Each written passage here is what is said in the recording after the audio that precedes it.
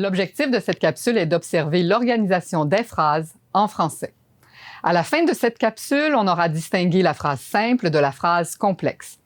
Et si les exemples donnés se rapportent au domaine juridique, les fondements théoriques s'appliquent à tous les domaines. Pour se construire une représentation graphique de la syntaxe en français, osons une comparaison entre la phrase simple et un arbre. On voit ici que l'arbre prend racine dans un sol riche qu'il partage avec ses semblables. Il possède un tronc qui, à une certaine hauteur, porte des feuilles. De la même façon, l'organisation d'une phrase prend racine dans un terreau commun à tous les locuteurs d'une même langue. Quand la phrase est simple, elle se présente comme un tronc plus ou moins étendu, là où gravitent les mots autour d'un seul verbe conjugué. La phrase simple est généralement représentée par la séquence sujet plus verbe plus complément, même si le nombre et l'emplacement du sujet et du complément peuvent varier.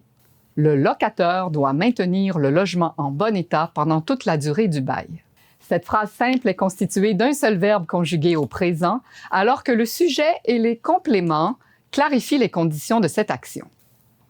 Reprenons la comparaison avec la nature pour aborder la phrase complexe.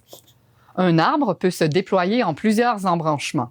Les branches suivent les éléments physiologiques du tronc et s'y greffent par une jonction solide et conséquente.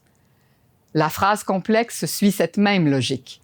Elle se construit à partir d'une proposition principale sur laquelle s'ajoutent différentes branches. Ces propositions secondaires imitent la phrase principale, en ce sens que chacune possède son propre verbe conjugué et possiblement la même structure sujet, verbe, complément. En branche solide, les propositions secondaires vont s'accrocher à la principale par une jonction. Et il y a 3 manières de les utiliser. La première est de les juxtaposer par un signe de ponctuation. La deuxième manière est de les coordonner en employant une conjonction de coordination, ce que sont les mots « mais » ou « et donc » carniores. Sauf dans certaines matières spécifiques, la loi n'impose aucune technique dans l'écriture, ne réglemente pas les ratures, renvois, charges ou interlignes et n'exige ni la mention du lieu ou de la date, ni la présence d'un témoin. Dans cet exemple, on remarque 3 propositions, une principale et 2 secondaires. La première jonction est une juxtaposition par la virgule et la deuxième une coordonnée introduite par « et ». Une représentation syntaxique révélerait ceci. La troisième jonction survient par la subordination en utilisant un pronom relatif ou une conjonction de subordination.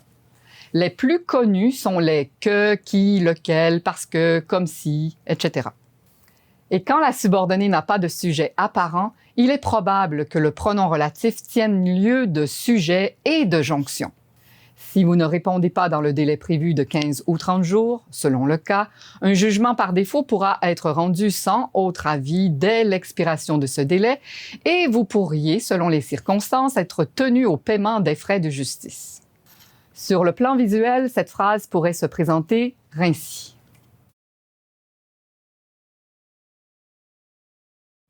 Pour pousser plus loin l'image de l'arbre syntaxique, précisons que les branches d'une phrase peuvent se multiplier au gré de votre fantaisie.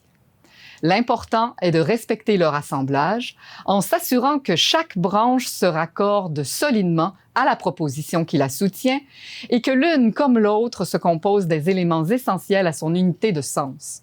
Pour parfaire vos connaissances ou vos compétences, bref, pour vous mettre au boulot, il suffit de visiter le site Arrêt français.